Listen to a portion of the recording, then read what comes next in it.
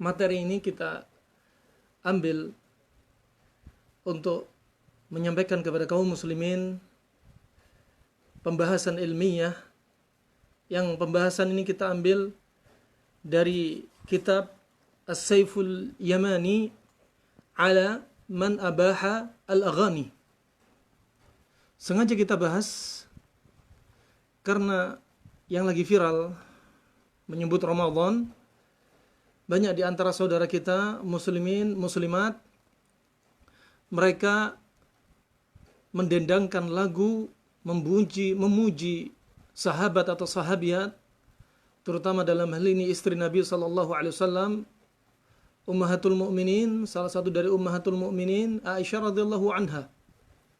Di antara mereka dengan menjadikan lagu remix, pop, dangdut, bahkan dibikin semacam lagu India, kata mereka kuch kuch hota hai dan lain sebagainya. Ini membicarakan Aisyah radhiyallahu anha. Konteks yang disebutkan dalam lagu ini, masya Allah, di antaranya disebutkan hadis-hadis yang riwayat yang sahih, bagaimana mesranya Rasulullah sallallahu alaihi wasallam dengan Aisyah radhiyallahu anha. Tapi perlu kita lihat, kita teropong dari sisi syar'i. Di antara kaum muslimin, mereka mengatakan ini perkara khilaf. Tidak boleh kita memaksakan pendapat. Karena khilaf semua itu silahkan diterima, luas. Nah, perlu diketahui bahwasanya khilaf itu bisa menjadi khilaf mu'tabar dan ghairu mu'tabar. Khilaf yang dianggap bisa dijadikan bobot khilaf, maka ini kita sadari itu khilaf. Tapi ada khilaf yang dikatakan khilaf ini ghairu mu'tabar, tidak pantas untuk dijadikan perbedaan pendapat yang masing-masing harus saling menerima. Kapan kita akan tahu khilaf ini mu'tabar atau ghairu mu'tabar? Maka kita ingin menyebutkan muqaddimah. Pertama, ansahu li ikhwani wa akhwati fillah, saya nasihatkan kepada saudara-saudariku kaum muslimin, muslimat semua, safi qulubana, bersihkan hati kita. Kalau ada orang ingin menjelaskan sesuatu hal, jangan tuduh dengan segala tuduhan. Jangan sudutkan. Dengarkan dulu penjelasan saudara kita. Bersihkan hati kita, ya. Kita dengarkan penjelasan qala Allah wa qala Rasulullah sallallahu alaihi wasallam. Tentunya pembahasan ini akan kita jadikan pertemuan yang berperiode, yaitu bersesi. Tidak cukup dengan satu pertemuan. Sebagai adab orang yang menuntut ilmu, saya nasihatkan agar para pemirsa yang di dunia maya agar menyiapkan pena dan buku tulisnya. Sebagaimana riwayat Imam Al-Bukhari, al-ilmu qayyida bil qalam. Ilmu itu diikat dengan pena. Jangan cuma didengarkan saja, Anda mendengarkan dan Anda sudah lupa pembahasan di awal, akhirnya apa? Malah timbul fitnah dan salah faham, gagal faham. Maka ini perlu dicatat. Sehingga apa? Catatan faedah yang Anda dapat, sampaikan kepada kaum muslimin. Apa yang dimaksudkan, dijelaskan hakikat sebenarnya dari khilaf yang akan kita bahas ini. Ya. Dengan pembahasan ini Anda akan menilai, ini termasuk khilaf yang mu'tabar atau ghairu mu'tabar. Khilaf yang dianggap, yang bisa masuk hakikat khilaf, atau dia tidak masuk kategori khilaf, yang artinya khilaf yang tidak diterima. Nah, zaman sekarang, zaman yang aktivitas kita lebih condong kepada dunia, dan sedikit sekali orang-orang yang menuntut ilmu din, ilmu agama, sehingga ilmu agama sering mereka dapat katanya dan katanya. Oleh karena itu, kita mengajak untuk kita kumpul bersama walau lewat dunia maya untuk membahas masalah yang sangat sensitif ini. Ya, sangat sensitif. Kalau kita bicara masalah musik, akan banyak orang yang marah. Akan banyak orang yang baper. Akan banyak orang yang tidak bisa menahan mulutnya untuk mencela, memaki orang nggak sependapat dengan dia. Ya. Sekali lagi, bersihkan hati Anda. Kita lihat ucapan para ulama, pendahulu-pendahulu kita. Dan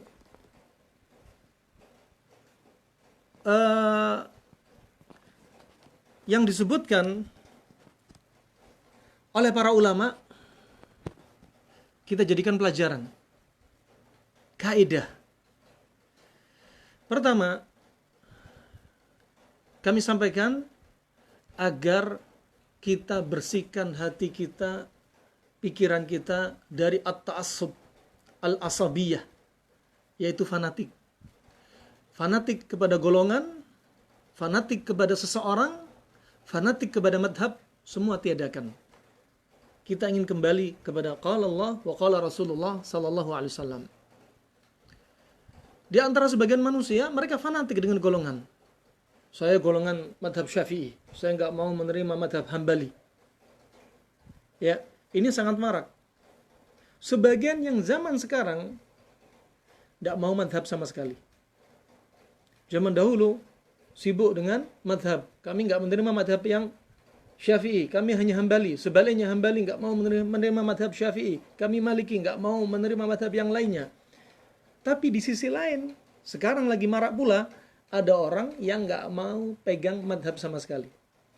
Nah, enggak mau pegang madhab sama sekali. Alergi dengan madhab.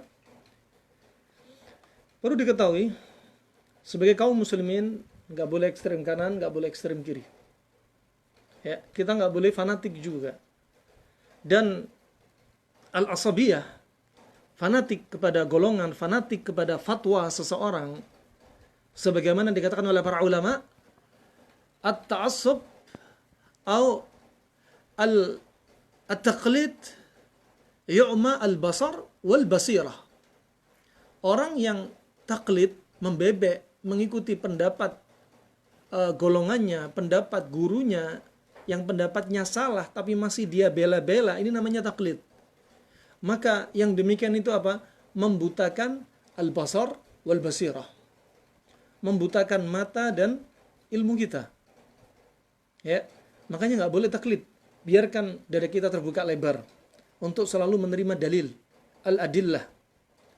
Nah, dan sebagaimana disebutkan oleh Imam Asy-Syaukani dalam Al-Fath Ar-Rabbani, Al-Fathu Ar-Rabbani min Fatawa Al-Imam Asy-Syaukani.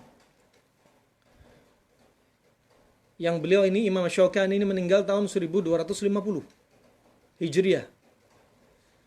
Disebutkan di situ bimbingan untuk kita, di antaranya agar kita nggak boleh fanatik, nggak boleh ta'assub dengan seseorang, dengan golongan manapun.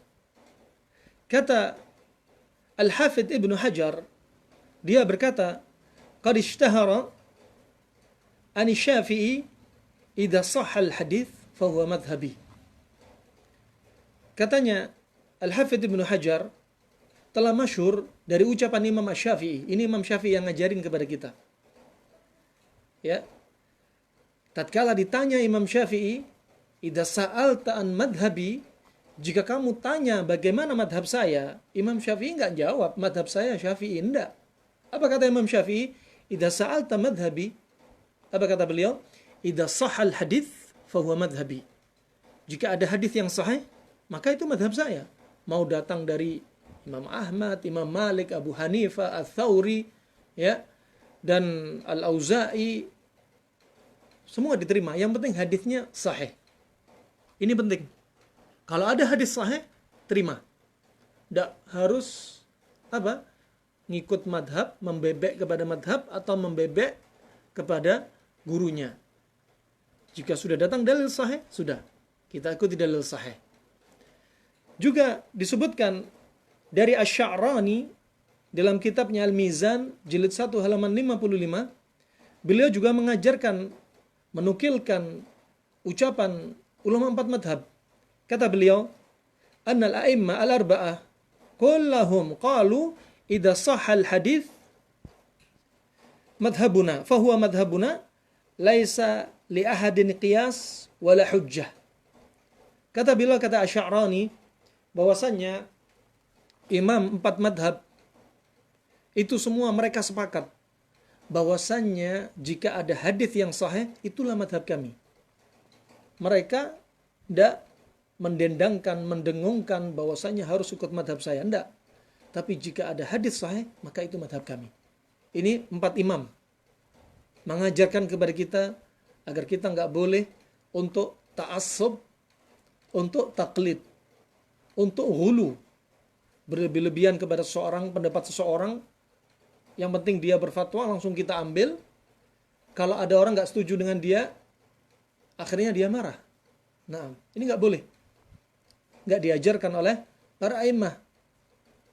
Dan juga Abu Daud dalam Masail Imam Ahmad halaman 276, qala li Ahmad, Imam Ahmad pernah berkata kepada Abu Daud, kata Imam Ahmad, la tuqallidni wa la tuqallid Malikan wa la tuqallid Asy-Syafi'i wa la Al-Auza'i wa la Ats-Tsauri wa khudh min haitsu akhadhu. Nasihat Imam Ahmad kepada Abu Daud, kamu jangan taklid, membebek kepada pendapat saya. Kamu jangan membebek kepada pendapat Imam Malik. Kamu jangan membebek kepada pendapat Imam Syafi'i.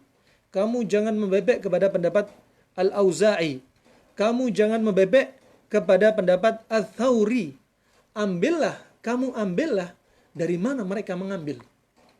Mereka mengambil dari mana? Al-Quran was Sunnah. Ya subhanallah. Ini tuntunan dari ulama salaf. Ya. Tuntunan dari ulama salaf. Kita nggak boleh fanatik.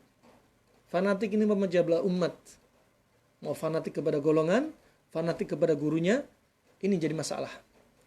Dan disebutkan oleh Imam Ahmad, min qillati fiqhir rajuli ayyuqallida dinahu ar-rijal. Termasuk yang menunjukkan indikator, yaitu bahwasanya seseorang itu tidak faqih, tidak faham tentang agama, adalah apa? Dia membebek dengan ucapan golongan atau seseorang. Naam. Ini nasihat Imam Asy-Syafi'i, Imam Ahmad rahimahullah, wa salaful ummah. Mereka ini adalah salaful ummah, Imam Syafi'i, ya, termasuk ulama-ulama salaf, pendahulu-pendahulu kita. Ya, juga akan disebutkan dari sahabat, tabi'in, tabi'ut tabi'in, dan lain sebagainya. Bahkan juga Imam Malik mengatakan, kullu yu'khad min kalamih wa yurad illa sahib hadzal qabr. Semua itu diambil dari ucapannya dan ditolak. Jadi ucapan semua orang bisa diambil, bisa ditolak, kecuali ucapan penghuni kubur ini, yaitu kuburan Nabi Muhammad sallallahu alaihi wasallam. Maka kita kembali kepada Nabi Muhammad sallallahu alaihi wasallam kalau ada masalah khilaf. Ya, kalau ada masalah khilaf. Berikutnya, adapun Nabi sallallahu alaihi wasallam sudah mewasiatkan kepada kita sebagaimana riwayat Imam Al-Bukhari rahimahullahu taala. Kata Nabi sallallahu alaihi wasallam, la tutruni kama atratin nasara ibna Maryam, fa innama ana Abdullahi fa innama ana abduhu faqulu Abdullahi wa rasulih. Ya. Nah, faqulu Abdullahi wa rasuluhu. Kata Nabi sallallahu alaihi wasallam, ya, la tutruni, yaitu atutrun katanya maksudnya adalah yaitu al-ghulu fil madah bil batil, yaitu memuji berlebihan. Ya. Ini wasiat Nabi sebelum meninggalnya. Jangan kalian berlebih-lebihan, ya, dalam menjunjung Rasulullah sallallahu alaihi wasallam, sebagaimana yaitu orang-orang Nasara, mereka berlebih-lebihan terhadap Nabi Isa. Kemudian Kata Rasulullah sallallahu alaihi wasallam, ana abduh, aku adalah sekedar hamba. Ya, aku hanyalah hamba. Ini Rasulullah rendah hatinya juga demikian mengajarkan, aku hanyalah seorang hamba, maka katakan Abdullah wa Rasuluh. Maka katakan aku adalah Abdullah, hambanya Allah, dan Rasulnya Allah subhanahu wa ta'ala. Ini bimbingan dari Nabi sallallahu alaihi wasallam.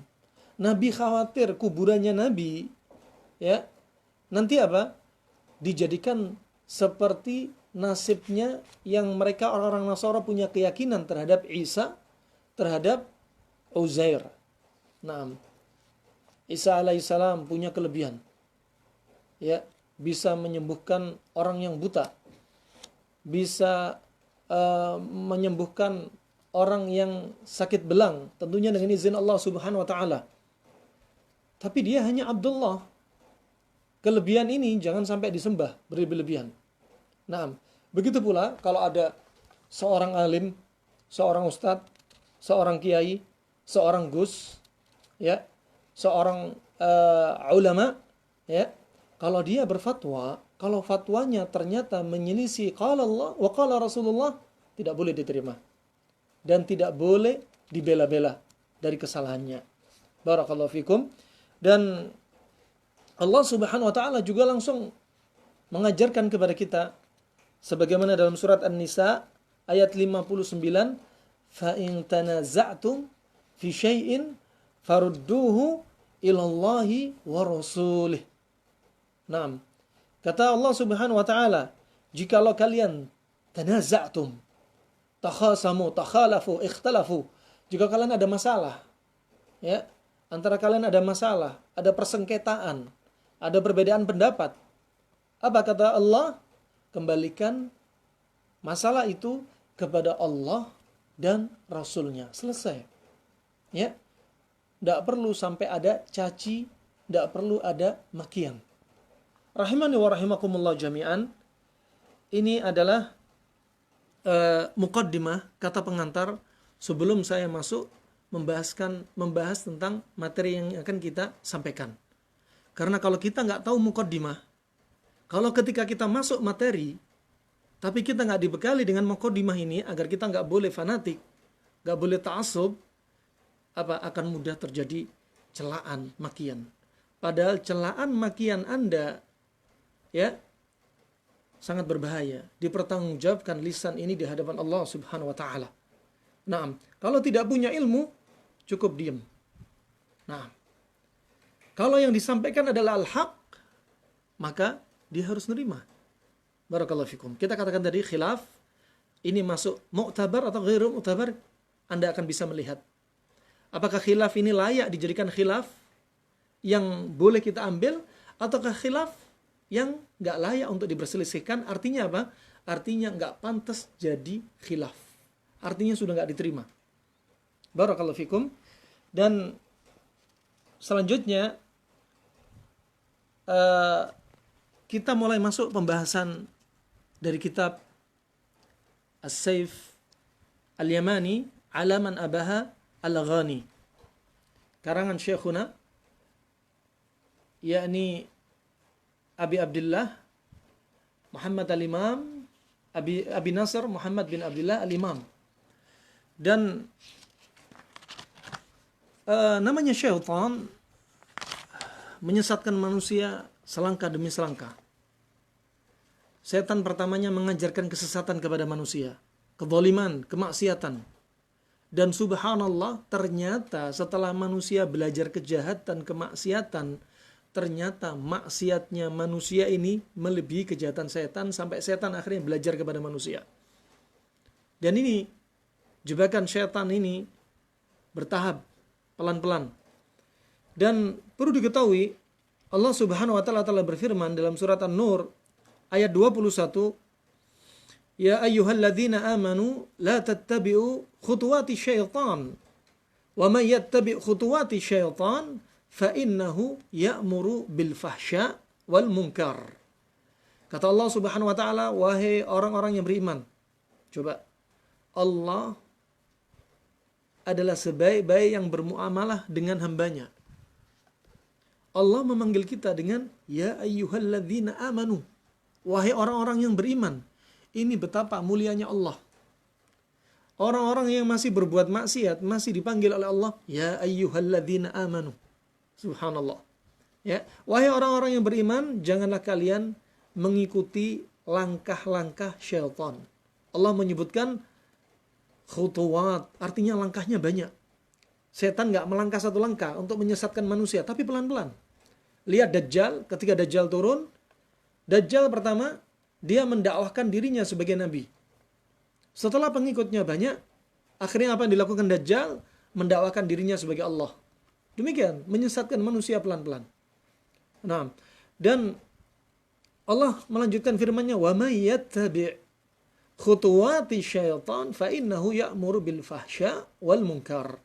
Barang siapa yang mengikuti langkah-langkah syaitan, maka dia sebenarnya telah memerintah, telah menyuruh kepada perbuatan fuhsh, yaitu ma'asi, dan al-munkar, yaitu segala sesuatu yang mengingkari syariat. Ya subhanallah. Nah, dan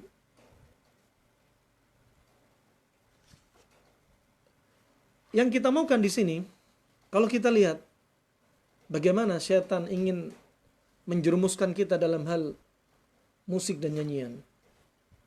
Kita akan sampaikan pelan-pelan, ya. Kalau kita lihat, memang langkah setan ini,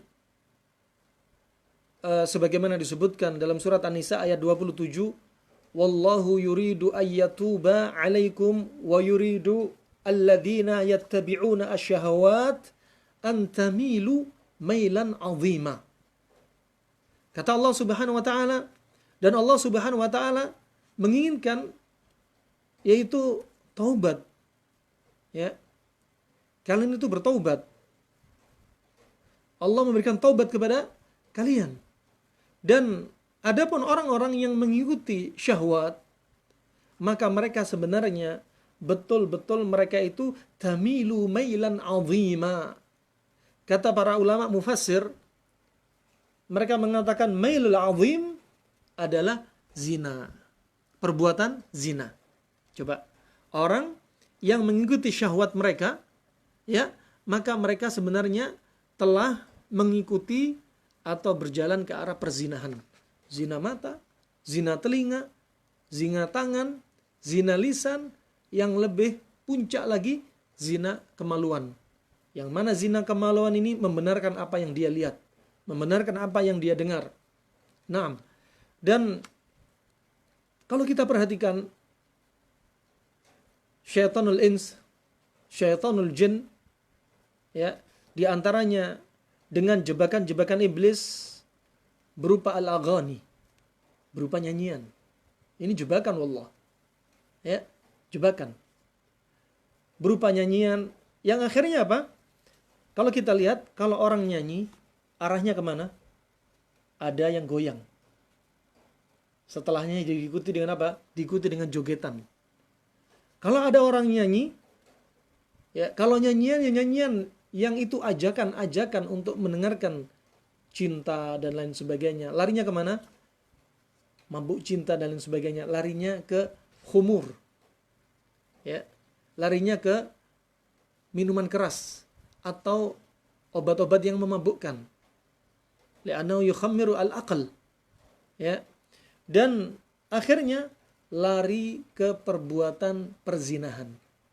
Makanya dikatakan, ya, sebagaimana disebutkan, antamilu mailan 'azima. Akhirnya apa? Larinya perbuatan zina. Perlu diketahui bahwasanya musik ini adalah khamrun nufus. Musik ini adalah birnya jiwa. Ya. Birnya jiwa. Makanya kalau orang sudah dengar musik, sudah bikin candu. Sekali dengar kok enak, bikin candu. Kalau orang sudah candu, apa yang terjadi? Sudah tertutup. Tertutup apa? Tertutup akalnya dari nasihat. Ya. Kenapa dinamakan khamr? Li'annahu yukhammiru al-aql. Dinamakan khamr kenapa? Karena nutup akal.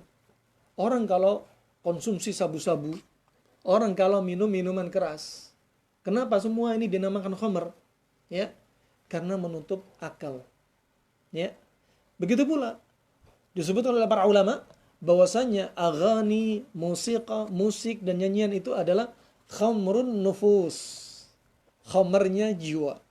Kalau orang sudah pertama senang dengar sekali, kemudian terus diikuti membuat candu, apa yang terjadi?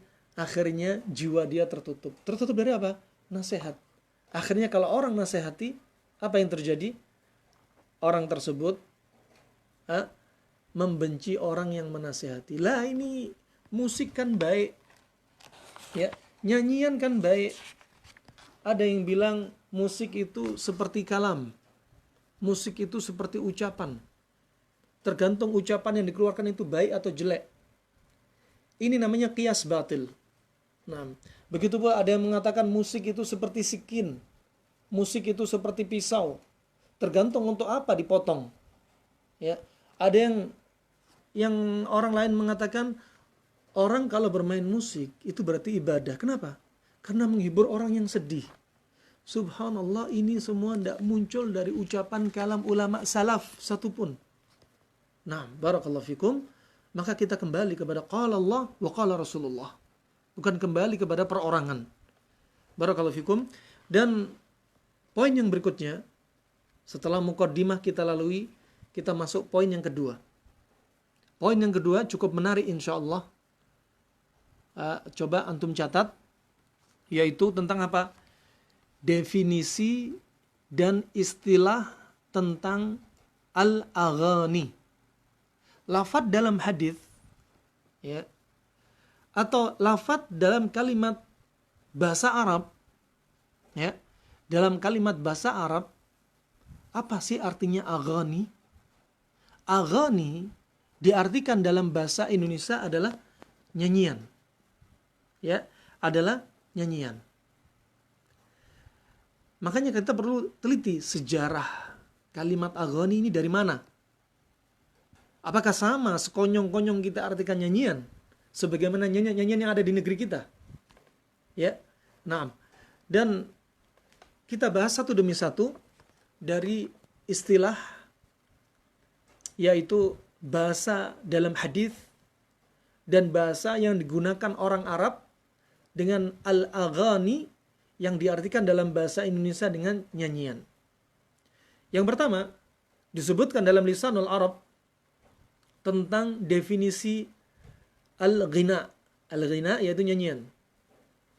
Kata beliau, kullu man rafa'a sautahu wa wala'hu fa sautuhu indal Arab ghun. Atau dalam yang lainnya dalam An-Nihayah diartikan ghina.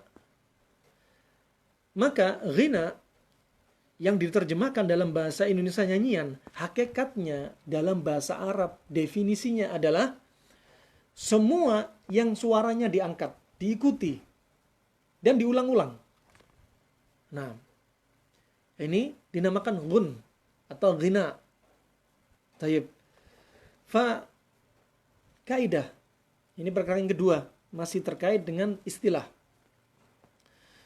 Al-ghina yang diartikan dalam bahasa Indonesia nyanyian, dalam bahasa Arab itu yusta'mal fil murakhasi fihi mimma la yudham syar'an kal ash'ar allati fiha madhul Islam wa ahlihi wa yusta'malu fil muharram wal madhmum wa huwa mawdu' bahthuna. Nah, bahwasanya al-ghina dalam bahasa Arab itu digunakan sekedar rukhsah. Artinya rukhsah apa? Artinya rukhsah, namanya rukhsah, diperbolehkan. Ya. Diperbolehkan, dikasih keringanan.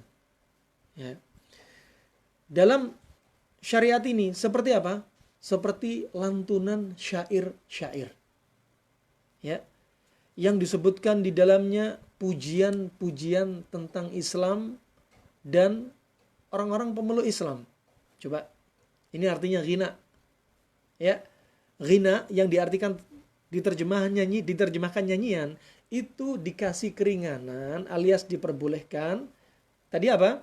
Yaitu seperti syair-syair yang menyebutkan tentang pujian tentang Islam dan pemeluk-pemeluk Islam. Ya. Kaum muslimin. Coba ini. Di zaman kita, apakah nyanyian sama yang dimaksudkan dalam al-ghina yang diperbolehkan? Ini yang kita bahas. Jadi apa? Kalimat nyanyian dalam bahasa Indonesia harus kita kembalikan definisinya ke benar yang dimaukan definisi oleh orang Arab. Karena apa? Nabi yang hidup pada waktu itu, kapan membolehkan, kapan melarang, ada di zaman mereka. Kapan diperbolehkan. Dan gambaran nggak sama. Ya. Hukum an syai' far'un an tasawwurih. Nanti kita lanjutkan. Kemudian, berkata Al-Qadhi Iyad, dalam syarah Sahih Muslim jilid ketiga halaman 306, laisa tamimman yughanni biman jarat bihi adatul mughanniyat minat tashwik wal hawa wat ta'rid bil fawahish wat tashbib bi ahli al jamal mimma yuharriku an nufus wa yub'athu al hawa wal ghazal. Subhanallah. Ini Al-Qadhi bin Iyad berbicara tentang satu hadis muttafaqun alaih yang sedang menyebar posternya di media maya, nyebar poster. Diriwayatkan Imam Al-Bukhari bahwasanya Nabi SAW membiarkan Aisyah menyaksikan dua orang yang sedang menyanyi. Nah, sehingga poster ini memperbolehkan nyanyian-nyanyian. Berdalil dengan ini, padahal maunya bukan demikian. Ya, kenapa? Karena gagal faham, salah faham.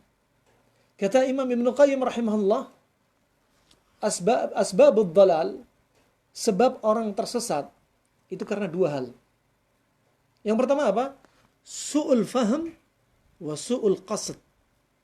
Jeleknya pemahaman dia alias gagal faham, sama apa? Sama niat dia yang buruk. Dalam hal ini, dia memahami hadis ini, niat dia buruk apa? Ingin menghalalkan apa yang dia senangi. Kedua, apa? Dia gagal faham dari apa yang dimaukan hadis ini. Apakah Anda lebih pintar dari Fudail bin Iyad? Apakah Anda lebih pintar dari Bukhari dan Muslim? Nah, coba kita lihat tafsir para ulama salaf, pendahulu kita. Nah, kata Aisyah radhiyallahu anha, wa indi jariyatan. Ya, kata Aisyah, di sampingku ada dua wanita muda, ya. Jariyatan taghniyan, ya, atau wanita budak, ya. Taghniyan ini sedang nyanyi. Ya. Bi ghina'i yaumi bi'ath wa laysata bimughanniyatain. Yang pada waktu itu dia nyanyi, ya, yang mereka ini menyanyikan sesuatu yang itu sebenarnya bukan nyanyian. Ya, coba taghniyan bighinain yauma bi'ath wa laysata bimughanniyatain. Tapi dua orang ini bukan penyanyi. Syuf, difahami. Jadi apa? Ini yang diterjemahkan sebagaimana yang beredar tentang menghalalkan nyanyian dari riwayat Bukhari. Kenapa? Karena salah faham. Dan niatnya yang buruk. Su'ul qasad wa su'ul faham menyebabkan seseorang menyimpang. Ya. Di sini disebutkan kata Aisyah, aku punya dua jariyah. Ya. Yang mana dua jariyah ini sedang nyanyi. Ya. Nyanyi dengan lagu yang dua orang ini sebenarnya bukanlah penyanyi. Artinya nyanyinya asal-asalan. Mereka profesinya juga bukan penyanyi. Ya subhanallah. Ya, bukan profesi penyanyi. Kemudian kata Al-Qadhi bin Iyad, kata beliau, kata Al-Qadhi Iyad, laisata mimman yughanni bima jarat bihi adatul mughanniyat. Dua orang ini, dua jariyatan ini yang ada di samping Aisyah itu tidaklah menyanyi sebagaimana kebiasaan para penyanyi, profesi penyanyi, artis penyanyi yang mereka itu menjual lagu-lagu mereka dengan hawa nafsu mereka, dan mereka menampakkan penampilan mereka, kecantikan mereka, aurat mereka, mendendangkan suara mereka yang indah, lemah, gemulai. Dan at-tashbib. At-tashbib yaitu dengan menampakkan bentuk fisiknya yang indah. Al-ghazal bimahasinil mar'ah. Ya. Dan yang mana hal ini menggerakkan jiwa dan akan memunculkan nafsu kepada penyanyi. Bagaimana tidak para hadirin? Ya. Kenapa? Kalau sudah ngelihat wanita nyanyi, suaranya indah, penampilannya berpakaian tapi telanjang, ya. Kemudian layaknya apa? Khumurun nafs. Seperti apa? Layaknya dia sudah minum khamr. Jiwanya sudah mabuk. Dinasihatin, ya akhi ini haram, gak boleh nyanyian seperti ini. Dia marah. Kenapa marah? Karena sudah candu. Yu'mal basar wal basirah. Membutakan mata, membutakan hati. Makanya hati-hati. Ya. Sebagian orang, syubhat yang keempat. Tadi dikatakan, ya, musik itu seperti kalam. Musik itu seperti ucapan. Tergantung ucapannya baik atau buruk. Kalau ucapannya baik berarti halal. Kalau buruk berarti haram.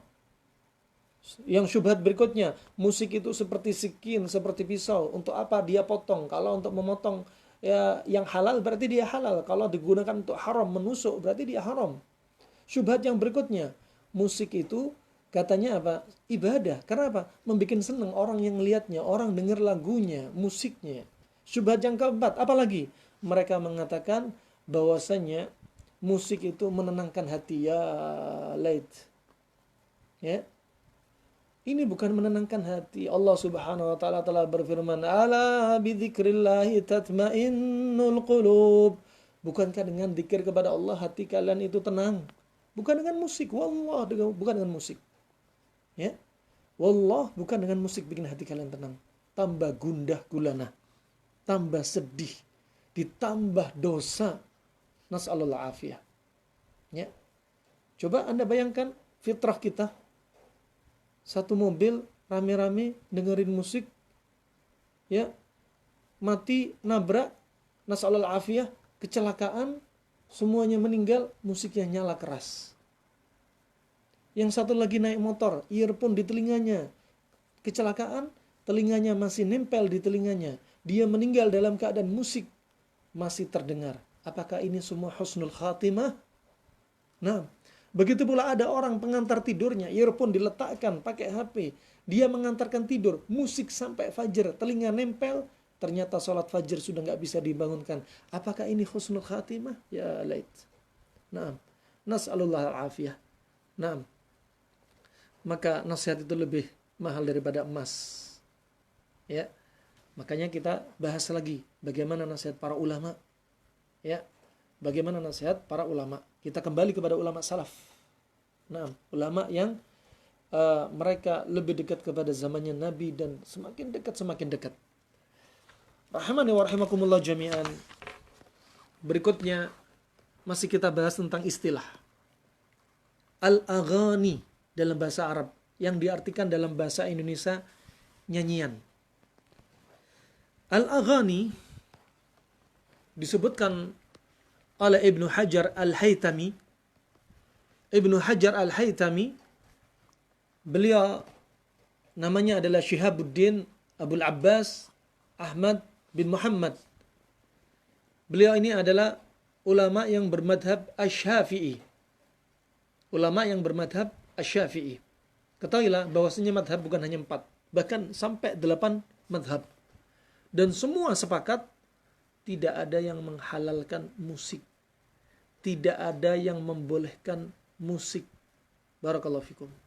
Maka madhab mana yang akan dipilih? Nah, nanti akan kita sampaikan bagaimana tentang pendapat Imam Al-Ghazali, bagaimana pendapat Ibnu Sina, akan kita bahas. Oleh karena itu, catat baik-baik runtutan sejarah dari mana munculnya musik. Dari mana, dari siapa yang pertama kali memunculkan musik. Barakallahu fikum. Kata Ibnu Hajar Al-Haytami, beliau madhab Asy-Syafi'i yang beliau meninggal pada tahun atau kurun ke-9, yaitu 900-an Hijriah. beliau menyebutkan dalam kitabnya Kafur Ri'a an Muharramatil Lahwi Wassima. Ya, halaman 59 beliau sebutkan poinnya. Ya. Judulnya sudah di awal judulnya, judul kitab dia apa? Kafur Ri'a. Kaf yaitu menjaga, ya. Ar-ri'a yaitu siflatun nas, yaitu kebodohan, kedunguan manusia. Menjaga kebodohan manusia dari keharaman al-lahwi was-sima. Al-lahwi nanti akan kita sebut, di antaranya musik, di antara lagu-lagu as-sima, dengarkan musik. Ini siapa? Ulama yang bermadzhab Syafi'i kurun ke-9. Beliau mengatakan bahwasanya musik itu terbagi menjadi dua. Musik itu terbagi menjadi dua. Yang beliau sebutkan di sini yaitu musik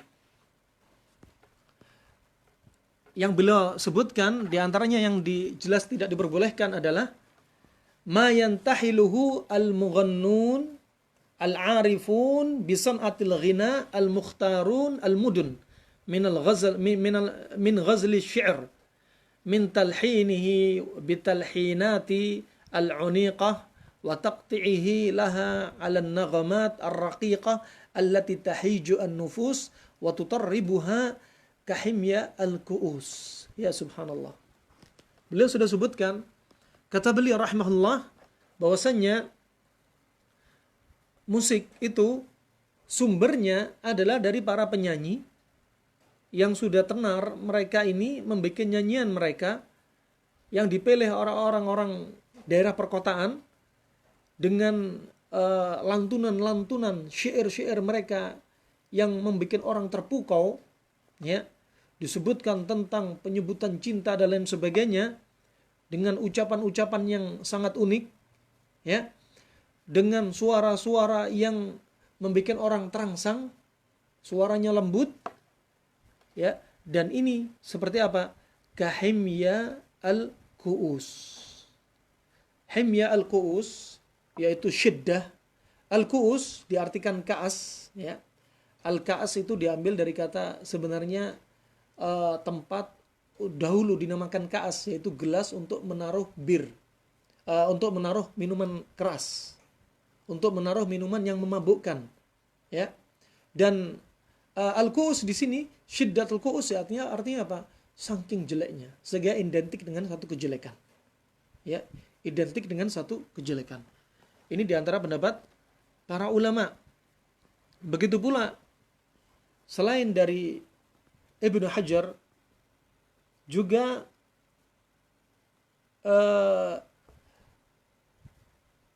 Ibnu Hajar Al-Asqalani juga demikian. Kalau tadi Ibnu Hajar Al-Haytami, ada pun berikutnya Al-Hafidh Ibnu Hajar Al-Asqalani, ya, dalam Al-Fath, yaitu Fathul Bari jilid 2 halaman 571, kata dia, innal ghina yutlaqu ala raf'is sauti wa ala tarannumi alladhi tusammihi al-arab an-nasab bi fathin nun wa sukunil muhmala wa ala al-hida wa la yusammi fa'iluhu mughanniyan wa innama yusamma bidzalika man yunshidu bitamtiti wa taksiri wa tahyiji wa tashwiki bima fihi ta'rid bil fawahishi au tasrihi. Kata Al-Hafidh Ibnu Hajar, beliau juga bermadhab Syafi'i, kata beliau bahwasannya al-ghina, nyanyian itu diitlakkan dengan identik dengan apa? Suara yang diangkat. Suara yang diangkat dengan at-tarannum.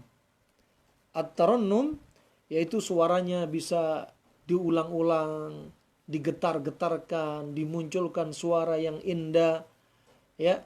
Dan orang Arab menyebutnya dengan an-nasab, ya, menyebutnya dengan an-nasab. Dan mereka suara ini diangkat untuk apa coba? Asal usulnya kata Al-Hafidh Ibnu Hajar, al-ghina, nyanyian ini, makanya nyanyian dalam bahasa Indonesia harus kembalikan ke istilah bahasa Arab yang benar. Kata Al-Hafidz Ibnu Hajar, nyanyian yaitu suara yang diangkat, yang diindah-indahkan, naik turunnya, tapi dipakai siapa coba? Alal hida. Siapa mereka? Orang yang memelihara onta. Orang yang menunggangi onta, kalau manggil onta, mereka yughanni. Mereka mendendangkan suaranya, dinaikkan dan diturunkan. Itu namanya al-ghina. Ya. Jangan dibayangkan nyanyian seperti di zaman kita. Ya, nyanyian kaum laki, kaum wanita untuk menyihir para pendengarnya, membuat pendengarnya semuanya hatinya jatuh cinta pada dia. Ya. Akhirnya mabuk cinta dengan apa yang dibawakannya. Bukan itu. Nah, ini asal-usulnya al-ghina, nyanyian orang-orang Arab untuk memanggil onta. Untuk memanggil onta alal hida. Wala yusammi fa'ilahu mughanniyan. Adapun orang yang teriak, mengangkat suaranya, dinaikkan, diturunkan untuk manggil onta ini, dia pelakunya, orang yang bersuara ini, tidaklah disebut sebagai penyanyi. Barakallahu fikum. Nah, maka mereka walaupun menaikkan, menurunkan suaranya, tapi mereka tidak bisa disebut sebagai penyanyi. Nah, dan kenapa dinamakan mereka dengan demikian mendendangkan suaranya untuk memanggil onta? Karena apa? Mereka yunasyid, ya, suaranya dilakukan gini untuk apa? Bitamtid, dipanjangkan, ya. Kemudian biar untuk manggil onta mereka, itu yang dimaukan, ya. Adapun yang diharamkan, yang dilarang adalah yang apa? Tahyij wa tashwik bima fihi ta'rid bil fawahish atau tasrih. Terang-terangan untuk apa? Suara naikkan, turunkan, untuk apa? Untuk membuat fitnah orang-orang yang mendengar nyanyian tersebut. Nah, sudah beberapa ulama menyebutkan bahwasanya demikianlah definisi nyanyian al-ghina. Maka jangan dimutlakkan al-ghina, nyanyian yang diartikan dalam terjemah bahasa Indonesia nyanyian, kita langsung terbayang nyanyian yang ada di negeri kita. Bukan itu. Barakallahu fikum. Wa al-ghina indal mutaakhirin, adapun al-ghina, nyanyian menurut orang-orang di zaman kita, mutaakhirin, di zaman-zaman kita ini, ya, orang-orang akhir zaman, orang-orang zaman now ini, ya, ghina, apa yang mereka maksudkan ghina, nyanyian? Seperti apa? Tafsir mereka apa? Ya. Idza utlaqa al-ghina indal mutaakhirin fahuwal madmum. Kalau sudah dimutlakan al-ghina, kalau disebutkan orang-orang di zaman kita, sudah namanya ghina itu pasti tercela. Kalau di masa lalu namanya ghina, nyanyian, itu apa? Dikasih keringanan. Seperti syair-syair, isunya menyebut tentang Islam, tentang para pejuang-pejuang Islam di masa lalu. Ya, dikasih apa? Dikasih keringanan di masa lalu. Tapi kalau di zaman sekarang, kalau ada istilah nyanyian, langsung mutlak itu perkara yang tercela. Nah, kenapa demikian? Ghaliban yakunu mashuban bi'alatil lahwi, karena mayoritasnya mesti kalau ada nyanyian mesti ada alat musiknya. Naam, wa hadha huwal ma'ruf min zamanin qadim, dan ini sebenarnya sudah diketahui, sudah dikenal di masa lalu juga demikian. Ya, kalau ada nyanyian pasangannya mesti ada alatnya. Untuk apa? Untuk menimbulkan semangat, untuk menimbulkan merdu yang semakin memuncak, kecintaan terhadap isi lagu semakin meningkat, ya. Nah, dan ini adalah nyanyian yang menyelisih syariat pada mutaakhirin. Jadi jangan disamakan apa istilah asal muasal nyanyian di masa lalu, tidak boleh disamakan dengan nyanyian di masa sekarang.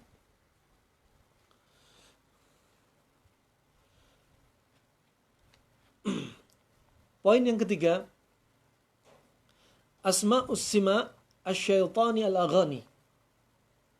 Poin yang ketiga, nama-nama yaitu yang diperdengarkan dari musik-musik yang ada di dalam istilah syariat, yaitu Al-Quran was sunnah. Bahwasanya as-sima' asyaitani asma'uhu katsirah. As-sima' asyaitani maksudnya adalah nyanyian, lagu-lagu. Itu as-sima' asyaitani itu namanya sangat banyak. Namanya sangat banyak. Dan kita akan sebutkan di antaranya ucapan nukilan dari Ibnu Qayyim rahimahullah. Qala al-Imam Ibnu Qayyim fi kitabih Ighathatul Lahfan. Ibnu Qayyim dalam kitabnya Ighathatul Lahfan jilid 1 halaman 428 beliau berkata, faslun bab hadha sima syaitani. Ini adalah sima, pendengaran syaitani, yaitu suara-suara syaitani. Ya. Al-mudad lis-sima ar-rahmani, yang dia adalah lawan musuh dari pendengaran suara-suara ar-rahmani, yaitu Al-Quran. Lahu fi syar' bid'atu asyara isman. Dalam syariat itu sekitar hampir 10 nama, antara 3 sampai 9 nama-nama, yaitu antara 13 sampai 19, banyak namanya, ya, yang disebutkan Ibnu Qayyim rahimahullah. Jadi gak akan terkumpul antara musik dengan Al-Quran. Musik itu Al-Qurannya syaitan, ya. Nyanyian Al-Qurannya syaitan, ya. Dan adapun Al-Quran yang merupakan sima ar-rahmani, yaitu dari Allah subhanahu wa ta'ala, beda, gak akan bisa terkumpul. Barakallahu fikum. Berapa banyak dari pengalaman kita, orang-orang yang sudah diruqyah, ya, mereka tenang kalau dengar suara musik. Kalau sudah dengar suara Al-Quran, mereka gelisah. Nah, tidak bisa dipungkiri para hadirin, ya, orang yang sombong adalah batarul haq wa ghamtun nas. Orang yang menolak al-haq. Al-haq itu apa? Qala Allah, qala Rasulullah. Wa ghamtun nas, dan yang merendahkan manusia. Dan kata Ibnu Qayyim rahimahullah, ada sekitar 13 sampai 19 nama as-sima asyaitani, yaitu as-sima, suara-suara pendengaran, ya, dari syaitan, ya. Kata Ibnu Qayyim, ini muncul dari lafaz syariat, ada dalam syariat. Di antaranya al-lahwu, kemudian al-lahwu, kemudian al-laghwu, kemudian al-batil, kemudian az-zur, al-maka', at-tasdiyah, wa raqiyatuz zina, wa qur'anu syaitan, wa manbatin nifaq fil qalb, wa sawt al-ahmak, wa sawt al-fajir, wa sawt asy-syaitan, wa mazmur asy-syaitan, wa sumud.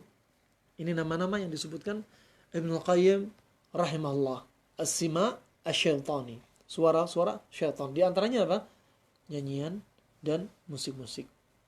Nah, dan adapun di dalam Al-Quran disebutkan di antaranya al-lahwu, lahwul hadith. Ini yang disebutkan di antaranya.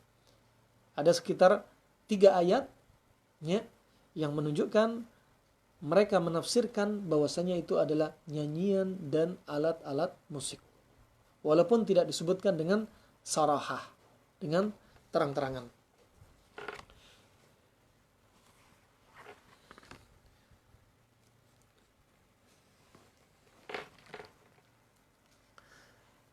Poin yang berikutnya, awalu man ikhtara'a al-angham al-musiqiyah falasifatu al-Yunan al-Wathaniyah.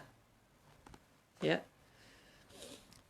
Orang yang pertama kali menciptakan nada-nada, irama-irama musik adalah orang-orang filsafat dari Yunan. Orang-orang filosof dari Yunan, al-Wathaniyah. Ya, mereka bukanlah orang-orang Islam. Mereka adalah orang-orang kafir. Sekarang kita bahas. Sehingga kita akan bisa menentukan musik itu masuk khilaf yang mu'tabar atau ghairu mu'tabar. Musik itu masuk khilaf yang dianggap atau nggak dianggap. Artinya nggak dianggap sudah jelas nggak masuk khilaf. Hukumnya sudah jelas. Qala ad-Doktor An-Naji At-Tikriti Pythagoras huwa awwalu man jama'a baina az-zuhd wa mumarasati al-ilm an-nadhari wal musiki li tasfiyati an-nafs fa innahu rafa'a al-musiqi min al-martabati al-amaliyati ila al-ilmi an-nadhari wa aqamaha ala silmi yatamayyazu bi tuli an-naghamati adadan. Baik. Kata Dr.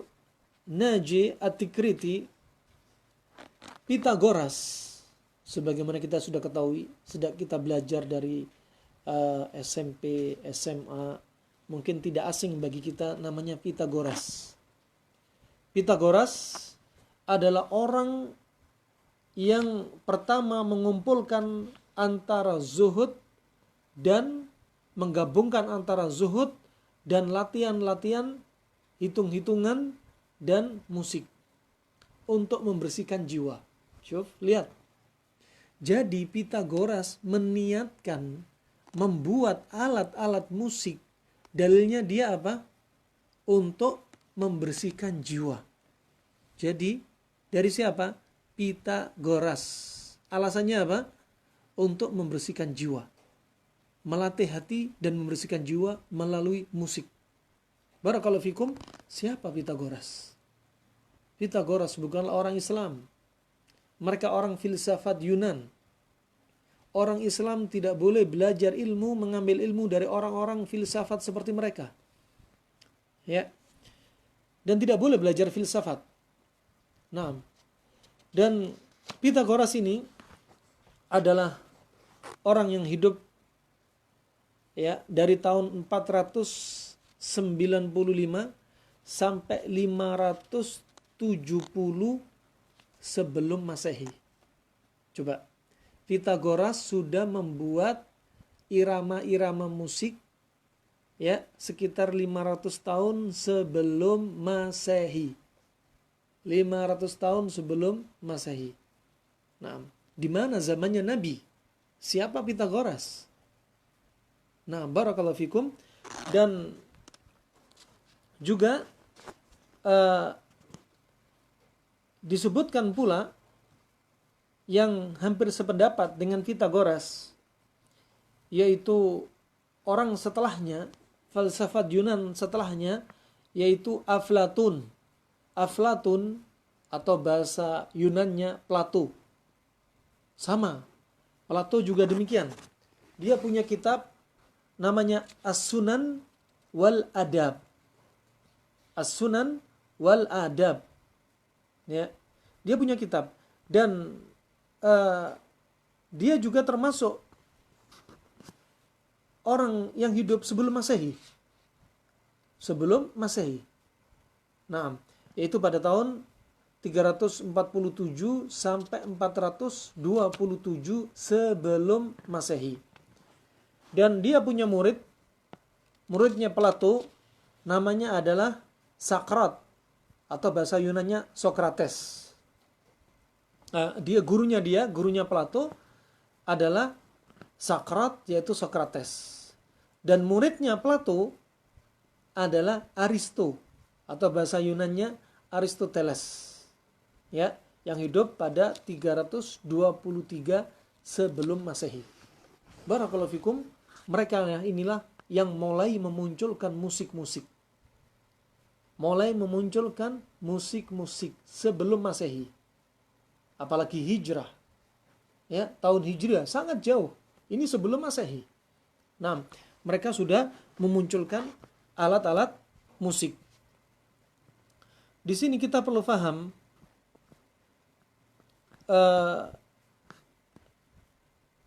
faedah di antaranya Ibnu Sina. Ibnu Sina dia adalah seorang pintar dari kalangan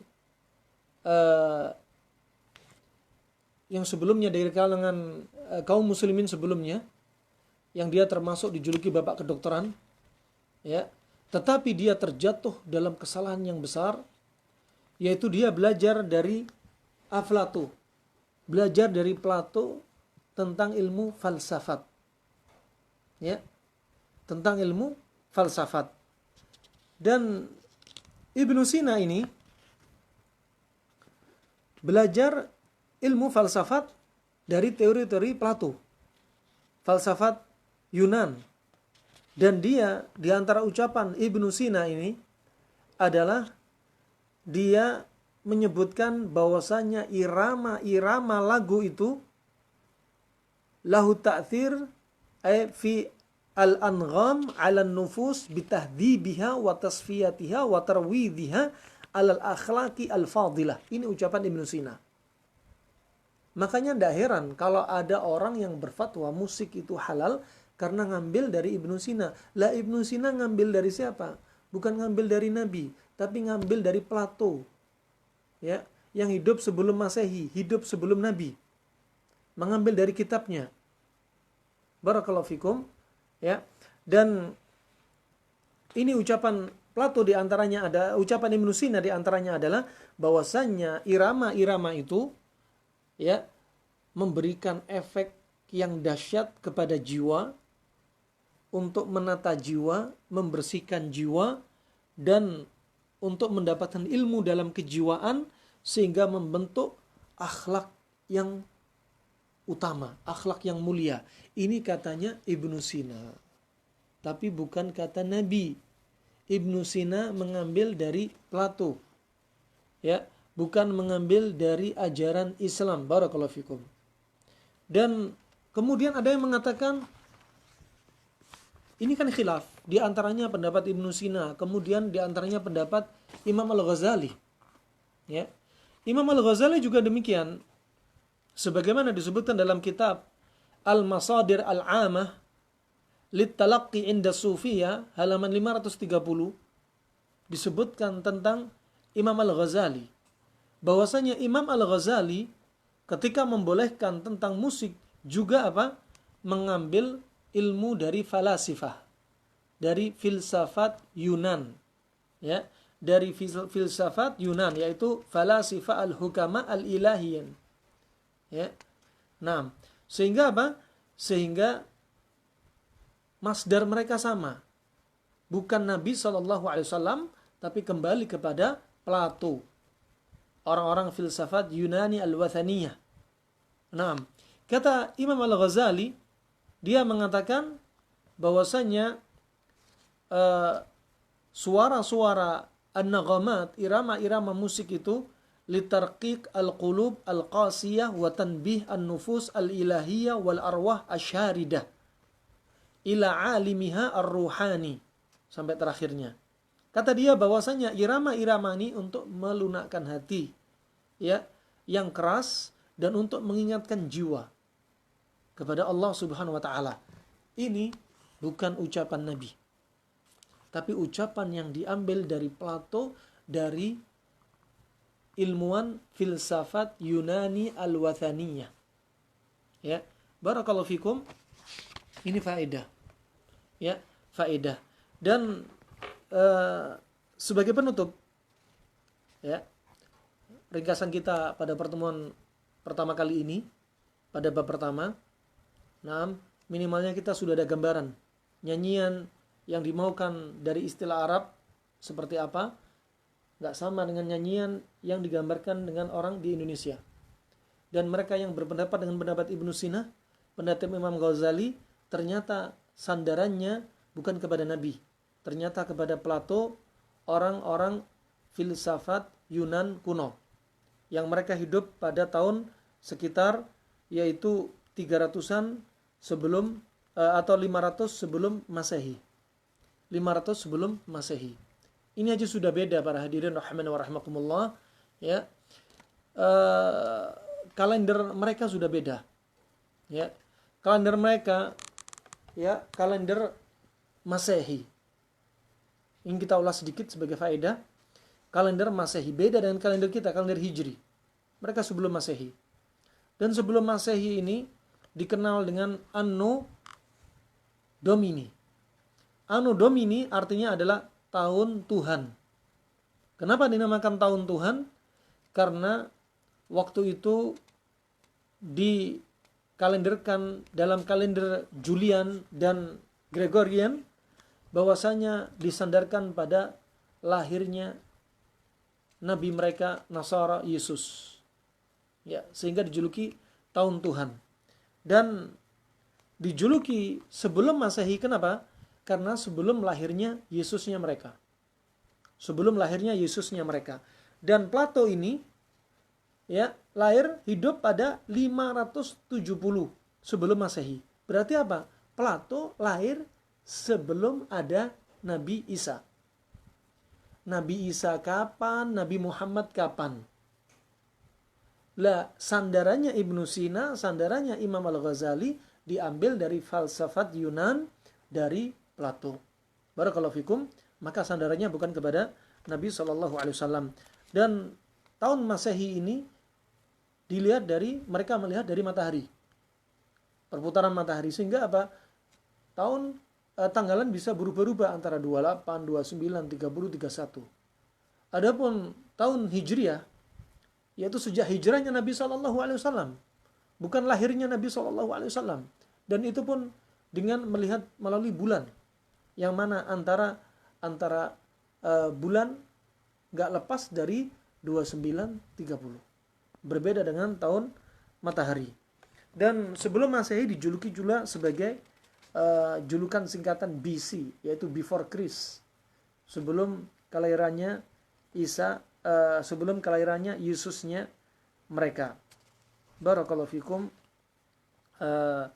Semoga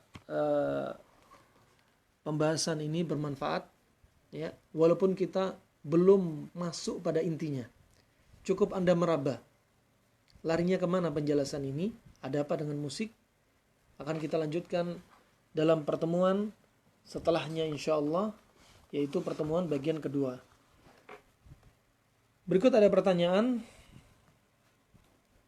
terkait dengan hadis antara musik dengan gempa, riwayat Abu Daud.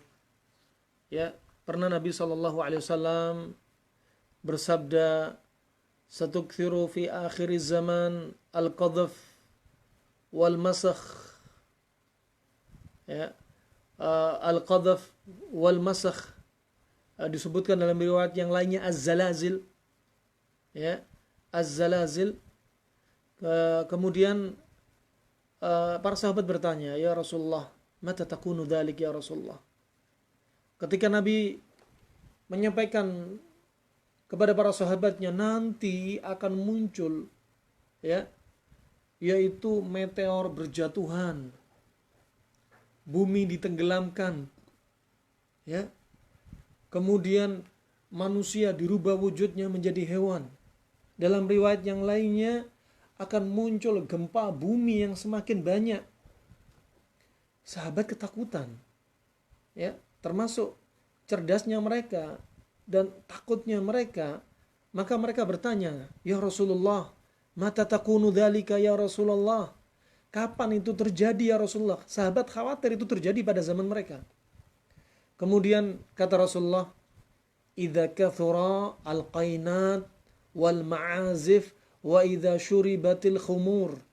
Kata Rasulullah, jikalau para penyanyi, laki perempuan, para penyanyi merajalela, dan jikalau alat-alat musik merajalela, dan yang ketiga, jikalau sesuatu yang memabukkan dikonsumsi di mana-mana merajalela, maka terjadilah hal tersebut.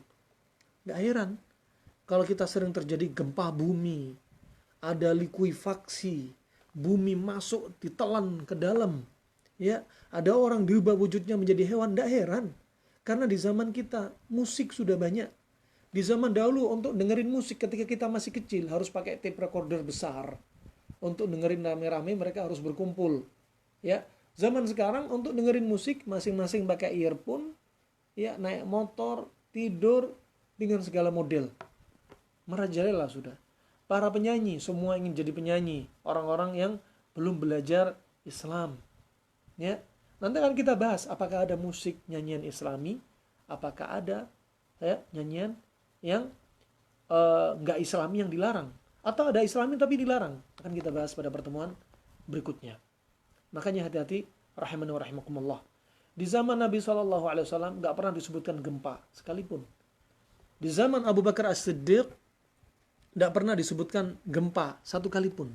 Di zaman Umar bin Khattab baru terjadi gempa sekali pada khilafah Umar bin Khattab pada tahun 20 Hijriah. Itu pun hanya sekali. Tapi setelah itu sering terjadi gempa. Ya. Berikutnya 100 Hijriah, 200 Hijriah, 300 Hijriah, sampai di Yaman gunung dengan gunung berjalan. Kemudian karena gunung dengan gunung berjalan, ya, padahal ya, gunung ini dijadikan sebagai apa? Autada. Sebagai pasak bumi. Tapi subhanallah, yang gunung jadi pasak bumi, di atasnya yang nampak itu sepertiga, 2/3 itu di dalam bumi, bisa berjalan melalui apa? Malaikat-malaikat utusan Allah. Berjalan sampai ketemu gunung dan gunung menjadi retak. Nah, subhanallah. Di antaranya ada yang ditenggelamkan oleh Allah subhanahu wa ta'ala. 14 kampung. Ya. Dan itu di masa tahun 300 Hijriah. Apalagi di zaman kita yang semakin jauh dari zamannya Nabi SAW. Sungguh sangat menakutkan. Maka cepat taubat kepada Allah subhanahu wa ta'ala. Kemudian pertanyaan berikutnya,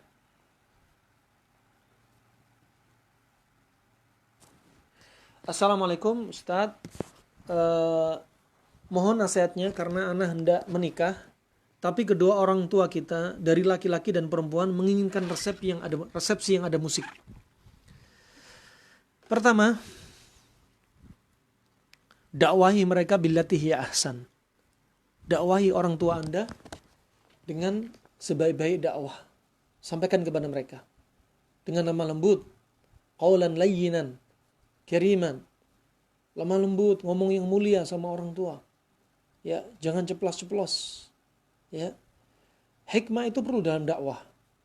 Gak semua orang dihukumi sama, rata. Kita ngobrol sama teman, ngobrol sama orang tua, ngobrol sama orang awam, ngobrol sama ustadz, ngobrol sama orang yang alim, orang ngobrol sama orang yang betul-betul nggak tahu agama, ngobrol sama anak kecil, ngobrol sama istri, harus tahu hikmah dalam berdakwah. Ya, banyak orang yang punya ilmu, tapi sedikit sekali orang yang diberikan oleh Allah taufik hikmah dalam berdakwah. Banyak sekali di antara kita orang yang baru belajar sunnah, terjang sana, terjang sini, nggak peduli dengan apa efek dari tingkah laku dia. Mentang-mentang tahu sunnah, semua diterjang. Ya. Padahal apa? Sebagaimana disebutkan dalam Muqaddimah Sahih Muslim, ya. Walaupun hadis ini fihi inqita', terputus, ya, akan tetapi maknanya benar. Apa itu? Afa anta bimuhadditsin qauman haditsan lamma yablughu uquluhum illa li ba'dihim fitnah. Apakah kamu mau menyampaikan satu hadis yang mereka belum siap akal mereka untuk menerima, kecuali pasti akan timbul fitnah. Pelan-pelan. Mereka nggak paham musik. Ya, mereka nggak paham musik. Jelaskan pelan-pelan. Pak, biarkan saya yang pilih ya. Ya, biar saya pilih. Pilih-pilih apa? Pilih suara-suara nanti yang saya setel. Jangan pilihan Bapak, biar pilihan saya. Bagus kok. Ya, biar orang-orang di sekitar ingat, semakin takut sama Allah. Pilihkan apa? Pilihkan syair-syair yang indah seperti syairnya Ibnu Qayyim, juga Nunia, sebutkan syair Arab, sebutkan terjemahnya, enggak mengapa. Mereka mikir mungkin hukumnya sama dengan musik, padahal itu yang diperbolehkan, bukan musik yang ini. Tapi syair-syair mengingat kematian. Nah, ini yang diperbolehkan. Nah, di acara pernikahan Anda. Ya, mungkin mereka belum sampai, tapi sampaikan pelan-pelan sehingga apa? Acara pernikahan Anda nggak terhambat, ya. Dan Allah permudahkan urusan Anda, dan setelah nikah Anda lebih intens untuk menjelaskan tentang hukum sebenarnya. Barakallahu fikum. Semoga Allah mudahkan wa zawajakumullah. Semoga Allah nikahkan antum segera. Kemudian pertanyaan berikutnya,